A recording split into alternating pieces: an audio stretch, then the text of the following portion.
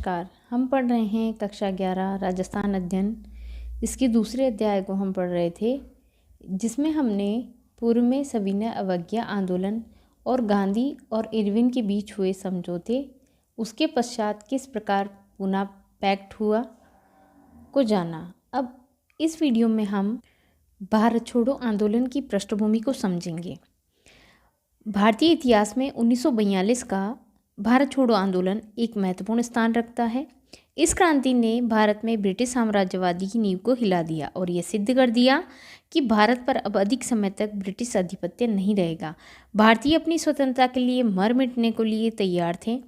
अब जानते हैं भारत छोड़ो आंदोलन के क्या कारण थे। देखिए, 1942 में क्रिप्स मिशन आता है।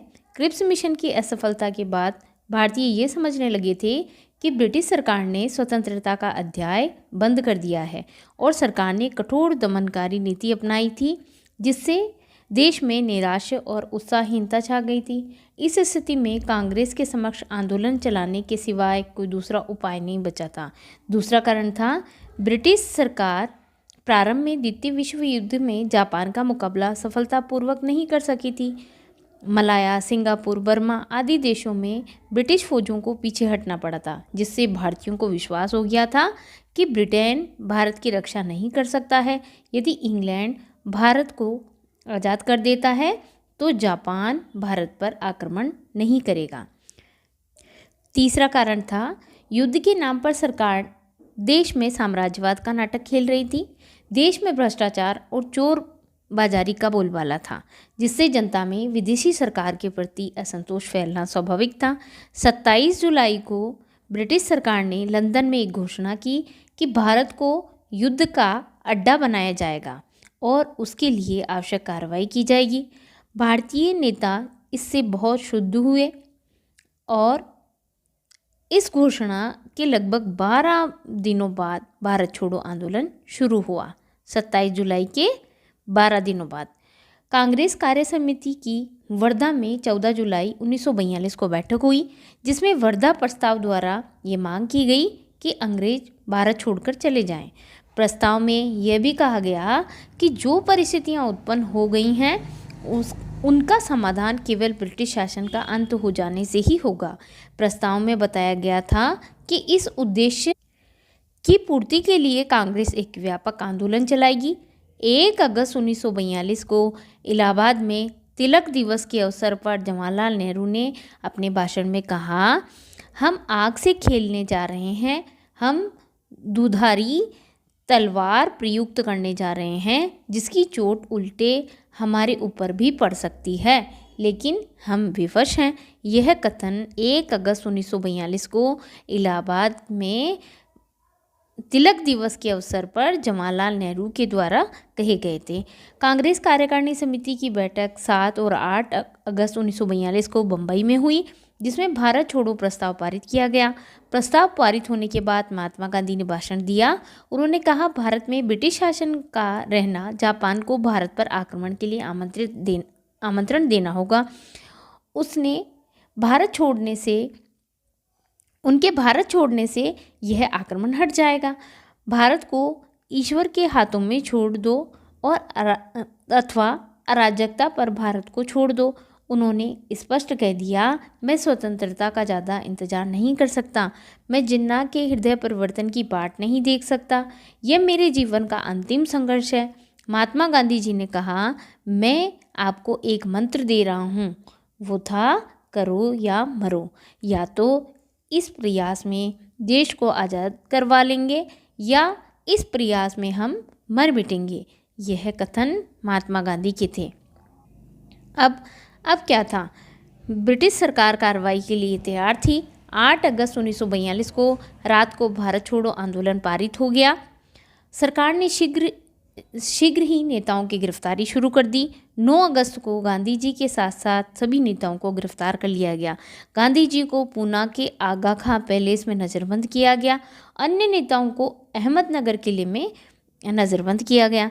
नेताओं की गिरफ्तारी की बात गुप्त रखने की चेष्टा की गई थी, परंतु सरकार अपने उद्देश्य में सफल नहीं हो सकी।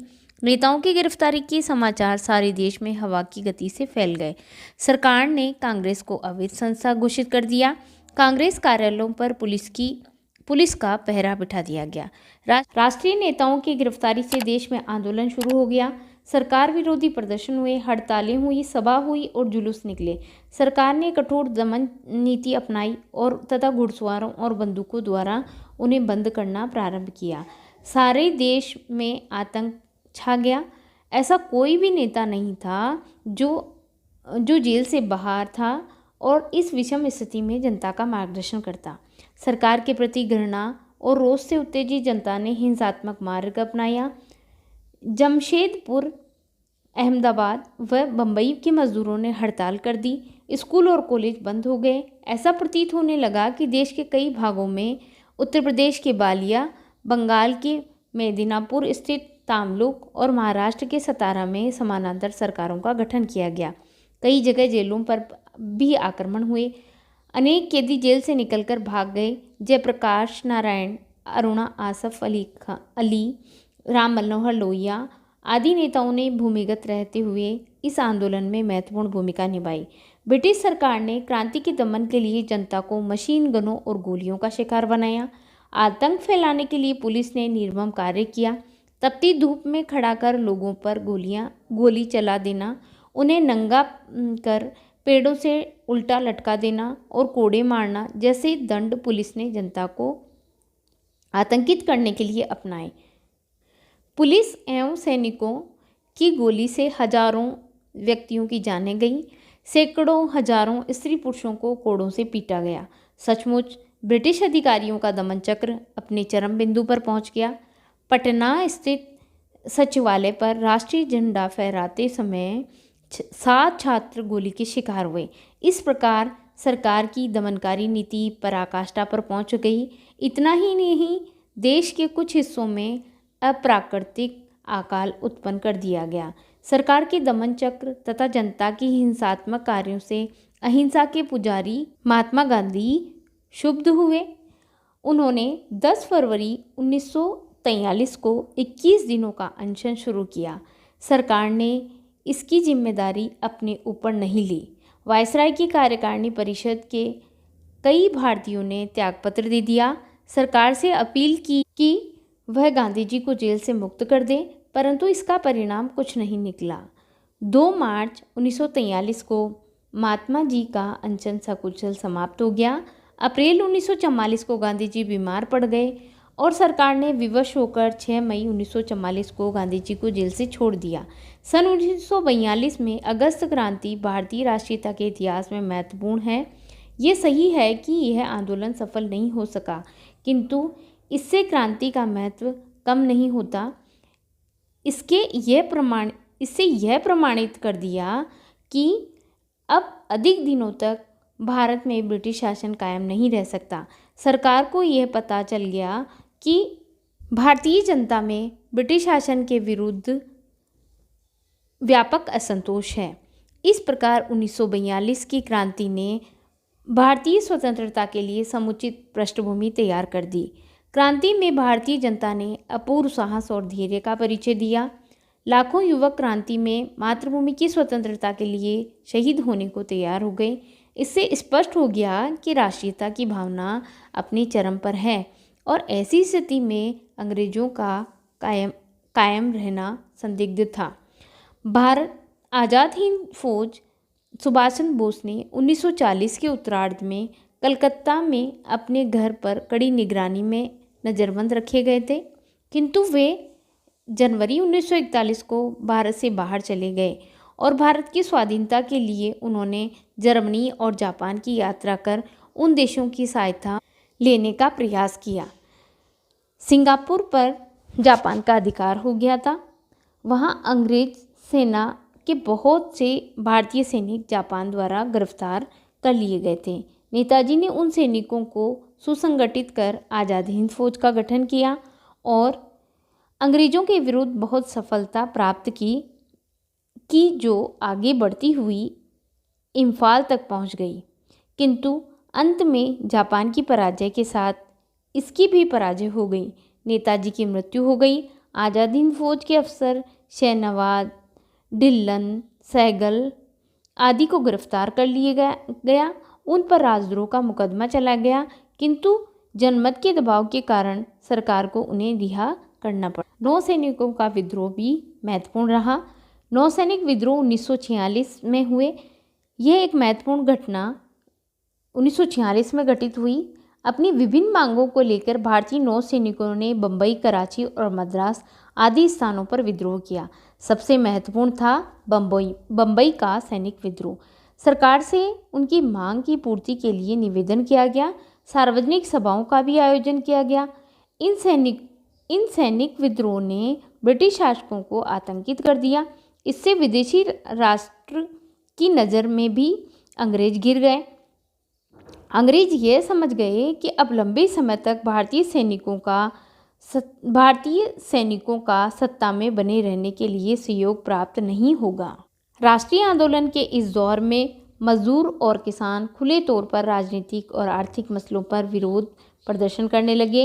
इनमें तेभांगा आंदोलन, वारलिस विद्रोह, तेलंगाना संघर्ष, पुणे प्रावल्यार विद्रोह, हैदराबाद किसान आंदोलन, पंजाब के किसान मोर्चे और जगह जगह पर होने वाली हड़तालें शामिल थीं। भारत में हो रहे आंदोलन के फलस्वरूप ब्रिटिश सत्ता को ये बात समझ में आ गई कि यहाँ उनकी सत्ता पुराने ढंग से ज़्यादा दिन तक कायम नहीं रह सकती। इस दौर में कांग्रेस की मांग थी भारत छोड़ो, और ब्रिटिश सरकार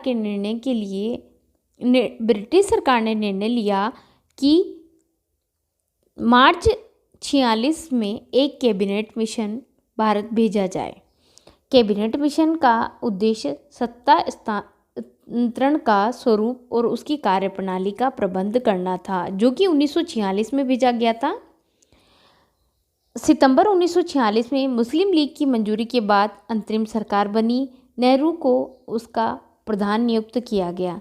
जिन्ना ने कांग्रेस और ब्रिटिश शासन के खिलाफ पूरा जोर लगा दिया।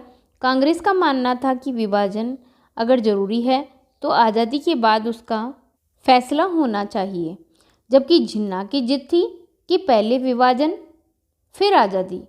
लीग की कैबिनेट मिशन को अस्वीकार कर दिया लीग ने, और इस अस्वीकृति का परिणाम था 16 अगस्त 1946 को सीधी कार्रवाई में दिखाई दिया, जिसमें लगभग 5000 लोग मारे गए और आज़ादी का आंदोलन रक्त रंजित हो गया। जो 16 अगस्त को सीधी कार्रवाई दिवस मनाया गया था, उसमें 5000 लोग मारे गए थे।